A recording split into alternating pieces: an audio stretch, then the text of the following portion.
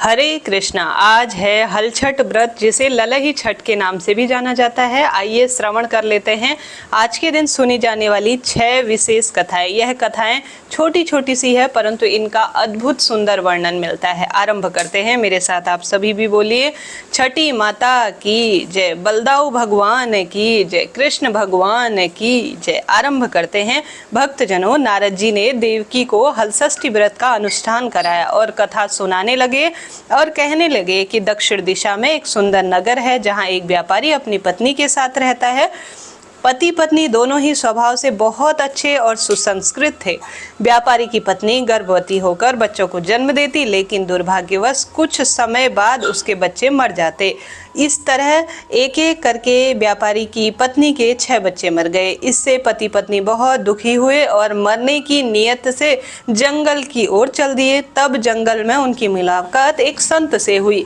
तब उन्होंने संत को अपना दुख बताया। संत ने ध्यान लगाकर देखा कि व्यापारी के बच्चे कहाँ हैं।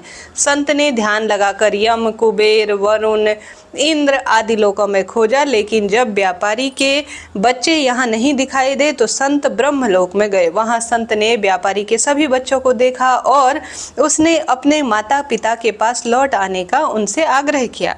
बच्चों ने लौटने से मना कर दिया और कहा कि हे मुनिवर, हम इससे पहले भी कई बार जन्म ले चुके हैं। हम किस किस माता को याद कर कर उनके पास जाएं, जब हम जन्म, मृत्यु और गर्भधान के चक्र से मुक्त हो चुके हैं, इसलिए अब हम नहीं जाना चाहते। तब संत ने व्यापारी से दीर्घायु संतान प्राप्ति का उपाय पूछा। तब महात्मा ने कहा कि यदि व्यापारी और उसकी पत्नी हलषष्ठी का व्रत रखे, पूजा करे, कथा सुने, व्रत के बाद पानी में भिगोया हुआ कपड़ा अर्थात पोर्था अपने बेटे के माथे पर डाले तो उसका बच्चा दीर्घायु होता है। उन आत्माओं की बात सुनकर संत ध्यानपूर्वक वापस आए और व्यापारी को हलषष्ठी व्रत की कथा, नियम आदि के बारे में बताया। संत ने यह अनुष्ठान सुनकर पति पत्नी दोनों को घर पर सुनकर वह चल दिए। कुछ समय बाद हलषष्ठी का व्रत सुंदर रूप में आ गया, तो उन्होंने व्रत रखा और संतान प्राप्ति का वरदान मांगा। माता हलषष्ठी की कृपा से अब व्यापारी की पत्नी गर्भवती हो गई और उसने एक सुंदर बालक को जन्म दिया।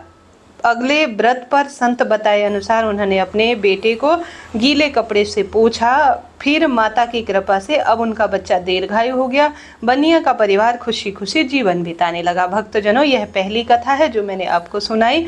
अब सुन लेते हैं दूसरी कथा। जैसे कि आप जानते होंगे, भाद्रपद माह के कृष्ण पक्ष की षष्ठी तिथि को हलछठ व्रत रखा जाता है। यह पर्व भगवान श्री कृष्ण के बड़े भाई बलराम जी के जन्म उत्सव रूप में मनाया जाता है। महिलाएं अपनी संतान को दीर्घायु के लिए हर छठ, हल छठ, ललही छठ, हलषष्ठी का व्रत भी रखती हैं। अलग अलग नाम से इसे जाना जाता है। कहीं कहीं इसे चंदन छठ भी कहा जाता है। इस दिन अगर संतान की दीर्घायु के लिए व्रत रखा जाए तो बहुत सुंदर इसका परिणाम मिलता है। दीवार पर गोबर की छठ माता का चित्र बनाकर इस दिन गणेश जी का पूजन और गौरी मैया का पूजन का विधान है। मान्यता अनुसार इस दिन व्रत में दूध, घी, मेवा, लाल चंदन आदि का सेवन करना चाहिए। यदि दिन में गाय का दूध और दही इस दिन नहीं खाना चाहिए और हल से जुती हुई वस्तु का भी प्रयोग नहीं करना चाहिए। इस दिन दोपहर या शाम के समय हल छठ व्रत की कहानी पढ़नी और सुननी चाहिए। अब भक्तजनों, आइए प्रार्थना करते हैं कि आपका जीवन सफल हो, आपके बच्चों की सदा सर्वदा छठी मैया रक्षा करें। तो दूसरी कथा के अनुसार मथुरा का राजा कंस जब अपनी बहन देवकी को विवाह के बाद विदा कर कर जा रहा था तो उसे आकाशवाणी सुनाई दी कि देवकी का 8वां पुत्र गर्भ में ही उसकी मृत्यु का पूर्ण रूप से जन्म लेगा तो कारण बन जाएगा। उसने अपनी बहन और बहनोई को कारागार में डाल दिया। कंस ने एक एक करके वसुदेव और देवकी के 6 पुत्रों को मार डाला। जब 7वें बच्चे के जन्म का समय निकट आया तो देवर्षि नारद जी वसुदेव और देवकी जी से मिलने गए और उनके दुख का कारण जानकर देवकी को हलषष्ठी देवी का व्रत रखने की सलाह दी। जब देवकी ने नारद जी से हलषष्ठी व्रत का महत्व और कथा के बारे में पूछा तो नारद जी ने प्राचीन कथा को सुनाना शुरू किया। तब नारद जी कहते हैं, चंद्रवत नाम का एक राजा था जिनका एक ही पुत्र था। राजा ने राहगीर के लिए एक तालाब खुदवाया, उसमें पानी नहीं था, वह सूख गया था। राहगीर उस रास्ते से गुजरे और तालाब सूखा देखकर राजा को बड़ा बुरा कहने लगे। यह समाचार सुनकर राजा को बहुत दुख हुआ और उसने तालाब खुदवाया था और धन और धर्म दोनों ही उसने सोचा कि आज तो बर्बाद हो गए। उसी रात वरुण देव राजा के स्वप्न में आए और कहा कि यदि तुम अपने पुत्र की बलि इस तालाब पर दे दोगे तो यह जल से भर जाएगा। भक्तजनों, प्रातःकाल राजा ने दरबार में स्वप्न में कही हुई बात को बताया और कहा कि मेरा पुत्र और धन कर्म सब बर्बाद हो गए हैं, अब मैं अपने पुत्र की बलि नहीं दूंगा। जब यह समाचार प्रजा के माध्यम से राजकुमार तक पहुंचा तो वह सोचने लगा कि यदि मेरे बलिदान से अर्थात मेरी जो बलि है उसके दान से तालाब में पानी आ जाता है और प्रजा का कल्याण हो जाता है तो मैं अपनी बलि देने के लिए तैयार हूँ। यह सोचकर राजकुमार अपनी बलि देने के लिए तालाब में बैठ गया। अब वह तालाब पानी से लबालब हो गया, परंतु जलीय जीव जंतु से भरा हुआ था। राजा अपने इकलौते पुत्र की बलि से दुखी होकर वन में चले गए। वहाँ 5 स्त्रियां व्रत कर रही थी। उन्हें देखकर राजा ने उनसे पूछा कि वह कौन सा व्रत कर रही हैं और क्यों व्रत कर रही हैं। वह पूछने पर स्त्रियों ने हलछठ व्रत की पूरी बात उन्हें बताई और हलषष्ठी मैया की पूरी बात जो है वो विस्तृत रूप से उन सभी के समक्ष रखती। यह सुनकर राजा वापस नगर में आया और अपनी रानी के साथ उस व्रत का अनुष्ठान और पालन किया। व्रत के प्रभाव से पूर्ण रूप से छठी मैया की कृपा से गुणगान करते हुए उसका पुत्र वापस तालाब से जीवित जो है वापस आ गया। हे छठी मैया, जैसे आपने उस राजा के पुत्र की रक्षा की कथा सुनाने वाले सभी महिलाओं के जीवन में खुशियों के भंडार भरना। इसके अलावा एक दूसरी कथा है, भक्तजनों इस कथा का भी श्रवण कर लेते हैं। मेरे साथ आप सभी भी बोलिए जय श्री कृष्ण, जय पितृदेवता, हर हर महादेव। भक्तजनों, यह दूसरी कथा सबसे श्रेष्ठ है। अब नारद जी को देवकी जी को हलषष्ठी व्रत की एक और कथा सुनने जो है चाहिए तो तब नारद जी ने उन्हें सुनानी चाहिए। इस कथा में वह कहते हैं, उज्जैन नगर में 2 सहेलियां रहती थी। एक का नाम रेवती और दूसरा का नाम मानवती था। रेवती के कोई संतान नहीं थी, जबकि मानवती के 2 पुत्र थे। रेवती अपनी सहेलियों के बच्चों को हमेशा ईर्ष्या में रखती थी और उनके जो पुत्र थे उनको मारने का उपाय भी खोजा करती थी। एक दिन उसने मानवती को बुलाकर कहा कि बहन, आज तुम्हारे मायके से कुछ राहगीर मुझसे मिलने आए। उन्होंने मुझसे कहा कि तुम्हारे पिता बहुत बीमार हैं और वह तुम्हें देखना चाहते हैं। पिता की बीमारी सुनकर मानवती दुखी हो गई। रेवती ने कहा कि बहन, तुम शीघ्र ही अपने पिता से जाकर मिलो, मैं तुम्हारे बच्चों के आने तक देखभाल करूंगी।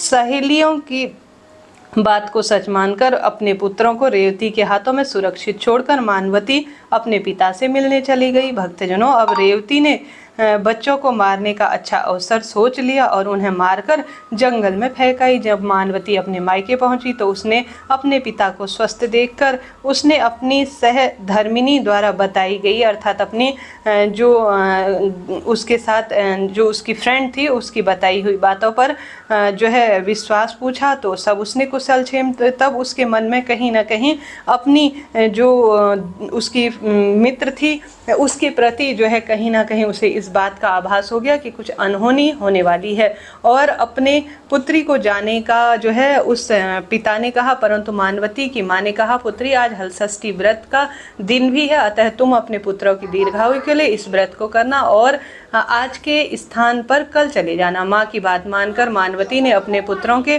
स्वास्थ्य के लिए, लंबी उम्र के लिए खूब विधि विधान से हलषष्ठी माता का पूजन और व्रत किया और अगले दिन अपने घर की ओर चल पड़ी। रास्ते में वह उसी जंगल में आई जहाँ अपने बच्चों को वह देखती है कि खेलते हुए वह पूर्ण रूप से उसे दिखाई दे रहे हैं। उसने पूछा कि तुम यहाँ कैसे आ गए?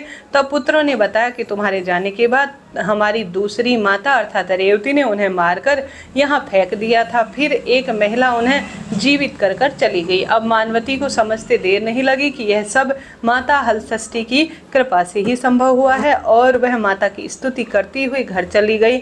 नगर में मानवती के पुत्रों को पुनः जीवित देखकर हलषष्ठी माता की महिमा जानकर सभी स्त्रियां दंग रह गई और उसी दिन से हलषष्ठी व्रत की सुंदर रूप में, श्रेष्ठ रूप में कथा कहने लगी और सुनने सुनाने लगी। हे छठी मैया, हे हलछठ माता, जैसे आप सभी ने सभी भक्तों की मनोकामना की पूरी है और संतान सुख दिया है, वैसे ही सभी को देना। बोलिए हरछठ मात की जय। हरछठ मात की एक और कथा के अनुसार एक बार राजा युधिष्ठिर ने अत्यंत दुखी होकर भगवान श्री कृष्ण से कहा, हे देवकी नंदन, सुभद्रा अपने पुत्र अभिमन्यु की मृत्यु से दुखी है तथा अभिमन्यु की पत्नी उत्तरा के गर्भ में पल रहा बालक भी ब्रह्मास्त्र के प्रभाव से जल रहा है, किंतु दुष्ट अश्वत्थामा ने गर्भ को निर्जीव सा कर दिया है। द्रौपदी भी अपने 5 पुत्रों की मृत्यु का अत्यंत दुखी स्वरूप में है और दुखद अवस्था में बहुत अधिक परेशान है, अतः मुझे इस महान दुख से उठने का कोई उपाय बताइए। तब श्री कृष्ण ने कहा, राजन, उत्तरा मेरे द्वारा बताए गए इस अद्भुत व्रत को करेगी तो गर्भ में पल रहा शिशु पुनः जीवित हो उठेगा। भाद्रपद माह के कृष्ण पक्ष की षष्ठी तिथि को होने वाला यह व्रत भगवान शिव, पार्वती, गणेश, स्वामी कार्तिकेय के पूजन करने का सबसे बड़ा दिन है। इस दिन इस व्रत और पूजन को करने से अल्पायु और पुत्र शोक के महान दुख को जीवन में किसी स्वरूप में पा चुके माता पिता को पूर्ण रूप से मुक्ति दिलाने वाला होता है। इस व्रत के प्रसंग में श्री कृष्ण राजा युधिष्ठिर को कथा सुनाते हुए कहते हैं कि पूर्व काल में सुभद्रा नाम का एक राजा था, जिसकी रानी का नाम सुवर्णा था। राजा रानी के कोई पुत्र नहीं थी, जिनका नाम हस्ती था।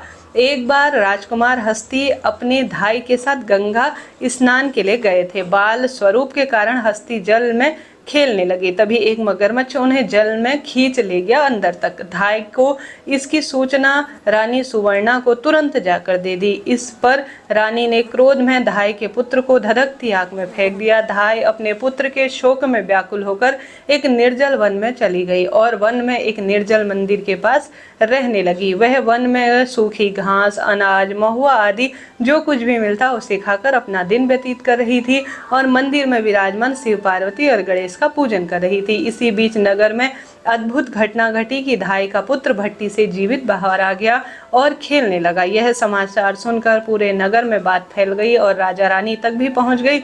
तो पुरोहितों से इस घटना के बारे में पूछा गया। तब सौभाग्य से वहां दुर्वासा ऋषि आ गए।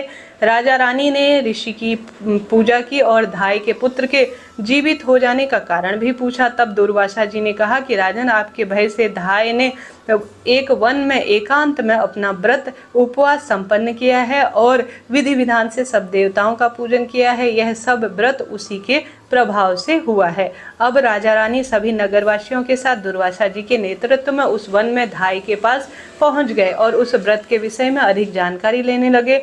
तब धाई ने बताया कि हे राजन, मैंने अपने पुत्र के वियोग में दुखी होकर यह व्रत रखकर भगवान शिव, गणेश जी महाराज, स्वामी कार्तिकेय जी की पूजा की है और सूखी अनाज, सूखी घास, महुआ आदि खाकर ही मैंने अपना जीवन निकाला है। फिर रात्रि में मुझे स्वप्न में शिव परिवार के दर्शन हुए और आशीर्वाद मिला कि उसका पुत्र जीवित हो जाएगा। तब रानी ने व्रत की विधि पूछी तो दुर्वासा जी ने हलषष्ठी व्रत की पूरी विधि बताई। हलषष्ठी व्रत का महत्व जानकर राजा रानी इसका पालन करने लगे। व्रत के प्रभाव से राजकुमार हस्ती ग्रह के चुंगल से छूट गया और खेलता हुआ नगर में आ गया। राजा रानी पुत्र को प्राप्त कर और धाई भी अपने पुत्र को प्राप्त कर सुखपूर्वक जीवन बिताने लगे। भक्तजनों, वहीं बालक हस्ती आगे चलकर बहुत प्रसिद्ध हुआ। उसी के नाम पर हस्तिनापुर बसाया गया। इस प्रकार भगवान श्री कृष्ण के युधिष्ठिर को कहा कि हलषष्ठी व्रत के महत्व का ज्ञान दिया और कहा कि पहले नारद जी से हलषष्ठी व्रत कथा सुनो। मेरी माता देवकी ने सबसे पहले इस व्रत को किया था। इससे होने वाली संतान की रक्षा की सदा सर्वदा बात पूरे जगत में फैलाई। अब भगवान श्री कृष्ण की बात सुनो। और युधिष्ठिर ने उत्तरा से भी भगवान श्री कृष्ण ने और युधिष्ठिर ने यह व्रत करवाया। व्रत के प्रभाव से अश्वत्थामा द्वारा नष्ट किया गया उत्तरा का पूर्व गर्भ पुनः वापस जीवित हो उठा और प्रसव के बाद एक बालक का जन्म हुआ जो आगे चलकर राजा परीक्षित के रूप में प्रसिद्ध हुआ। भक्तजनों, यही प्रार्थना है। कितना आनंद, कितना सुंदर वर्णन इस कथा का हलछठ माता का किया गया है है, जो कि अपने आप में अद्भुत है। जब मैं यह कथा सुन रही हूँ, समझ रही हूँ, तो मुझे बड़े आनंद की अनुभूति हो रही है। मैं भी प्रार्थना करती हूँ कि आपके जीवन में, आपके संतान पर आने वाली सभी परेशानियाँ दूर हो और आपके जीवन में सब सुख और खुशियाँ मिले। भक्तजनों, आपको भी आनंद आ रहा है तो कमेंट्स में हर हर महादेव लिखना ना भूलें। अब एक और 5वीं कथा हलछठ व्रत की कही गई है। इस कथा के अनुसार प्राचीन काल में एक ग्वालन थी, उसकी प्रसव तिथि निकट आ रही थी। एक ओर उसे प्रसव की चिंता थी तो दूसरी ओर उसका मन गाय का रस अर्थात दूध दही बेचने में लगा हुआ था। उसने सोचा कि यदि प्रसव हो गया तो गाय का दूध वहीं पर पड़ा रह जाएगा। वह सोचने लगी और उसने दूध दही के बर्तन को सर में रखकर और उसे बेचने के लिए वह चल दी। कुछ ही दूर पर उसे असहनीय पीड़ा अर्थात जो प्रसव पीड़ा है वह होने लगी। वह एक झरवेरी की पेड़ की ओट में चढ़ी गई और वहां एक बच्चे को जन्म दिया। वह बच्चे को वहीं छोड़कर पास के गांव में दूध दही बेचने चली गई। संयोग से उस दिन हलषष्ठी थी। उसने गाय और भैंस के मिश्रित दूध को जो है भैंस का दूध कहकर सीधे साधे ग्रामीण जनों को बेच दिया। दूसरी ओर जिस झरवेरी के पेड़ के नीचे बच्चे को वह छोड़कर आई थी, उसके पास ही एक किसान खेत जोत रहा था। अचानक उसका बैल उच्छेदित हो उठा और हल का फल जो है उस शरीर में जो बच्चा था उसके शरीर में घुस गया और बच्चा वहीं मर गया। किसान को इस घटना का बहुत दुख हुआ और फिर उसने साहस और धैर्य से काम लिया। उसने बच्चे के कटे हुए शरीर पर झरबेरी के कांटों से उसे सिल दिया और उसे वहीं पर छोड़ दिया। कुछ देर बाद जो है दूध बेचने गई ग्वालन वहां पहुंची तो बच्चे की हालत देखकर उसे समझते देर नहीं लगी। यह सब उसके पाप की सजा है। वह यही सोचने लगी कि यदि मैंने झूठ बोलकर गाय का दूध न बेचा होता तो फिर आज मेरे बच्चे की ऐसी हालत न हुई होती। इसलिए मुझे लौटकर गांव वालों को सब कुछ बताकर प्रायश्चित करना है। ऐसा निश्चय कर वह गांव पहुंची। वहां उसने दूध दही बेचना शुरू किया। वह गली गली में जाकर अपने कुकर्म और उसका जो फलस्वरूप मिली सजा थी उसका वर्णन करने लगी। तभी स्त्रियों ने अपने धर्म की रक्षा और उस पर दया आकर उसे क्षमा किया और आशीर्वाद दिया। जब वह अनेक स्त्रियों से आशीर्वाद लेकर पुनः झरवेरी पेड़ के नीचे पहुंची तो उसने देखा कि उसका पुत्र वहां जीवित है तो वह आश्चर्यचकित हो गई। तब उसने स्वार्थ के लिए झूठ बोलना, ब्राह्मण की हत्या के समझा और फिर झूठ न बोलने की कसम खाई है। भक्तजनों, यह कथा कितनी अद्भुत है। अब आइए अंतिम छठी कथा का भी श्रवण कर लेते हैं। हर हर महादेव। अंतिम छठी कथा के अनुसार एक समय की बात है, काशीपुर में एक देवरानी और जेठानी रहते थे। देवरानी का नाम तारा और जेठानी का नाम विद्यावती था। अपने नाम के अनुसार ही तारा उग्र स्वभाव की थी और विद्यावती बहुत दयालु थी। एक दिन दोनों ने खीर बनाकर उसे ठंडा होने के लिए आंगन में रख दिया और अंदर बैठकर बातें करने लगी। तभी 2 कुत्ते खीर को खा लिए और जो है पूर्ण रूप से उसे चट कर गए। अब आवाज़ सुनकर दोनों देवरानी जेठानी बाहर आए और देखा कि कुत्ते ने उनकी खीर खा ली।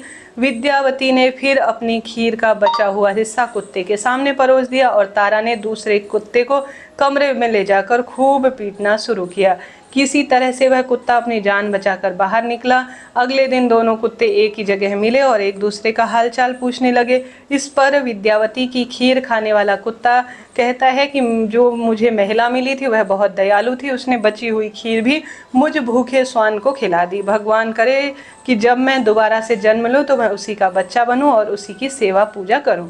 अब दूसरा कुत्ता कहता है कि मुझे भी उस स्त्री का बच्चा बनना चाहिए ताकि मैं उससे बदला ले सकूं। उस दिन हलषष्ठी व्रत था। तारा की पिटाई से वह कुत्ता बेदम होकर वहीं मर गया। अगले हलषष्ठी व्रत के दिन तारा ने एक पुत्र को जन्म दिया। जन्म के बाद हलषष्ठी व्रत के दिन उसका बच्चा मर गया। इसी तरह तारा ने एक एक करके 5 पुत्रों को जन्म दिया, लेकिन पुत्र 1 वर्ष के बाद ही हलषष्ठी व्रत के दिन मर जाते थे, जिससे तारा दुखी हुई और हलषष्ठी माता से प्रार्थना करने लगी। उसी रात तारा को स्वप्न में वही कुत्ता दिखाई दिया जो उसकी पिटाई से मर गया था। कुत्ते ने स्वप्न में तारा से कहा कि मैं तुमसे बदला लेने के लिए तुम्हारा पुत्र बन रहा हूँ और मरने के बाद तुम्हें दुख दे रहा हूँ। जब तारा अपने अपराधों की क्षमा मांगी तो उस कुत्ते ने कहा तुम्हें हलषष्ठी व्रत विधि विधान से कर लेना चाहिए ताकि तुम्हें दीर्घायु पुत्र प्राप्त हो। स्वप्न में बताई गई विधि के अनुसार तारा ने अगली बार हलषष्ठी व्रत किया और भूल चूक के लिए क्षमा प्रार्थी हुई। माता ने भी उन्हें आशीर्वाद दिया। हलषष्ठी माता की कृपा से तारा ने एक दीर्घायु बालक को जन्म दिया और सुखपूर्वक जीवन जीने लगी। इधर विद्यावती ने भी हलषष्ठी व्रत किया और माता की कृपा से सुंदर और गुणवान पुत्र को जन्म दिया और दोनों राजी खुशी जीवन अपना बिताने लगी। हे भक्तजनों, मैं आज के दिन यही प्रार्थना करती हूँ कि आपके जीवन में संता सुख मिले, रोग दोष कष्ट संकट पीड़ा से भी आपके जीवन में मुक्ति मिले। हलछठ व्रत कथा कितनी सुंदर है, इसे पढ़ने सुनने सुनाने में मुझे एक अलग ही अनुभूति हुई। आपको कैसी लगी बताइएगा जरूर। कमेंट्स बॉक्स में जय हलछठ माता लिखिएगा और साथ ही हर हर महादेव और जय श्री गणेश जी महाराज लिखना ना भूले। राधे राधे।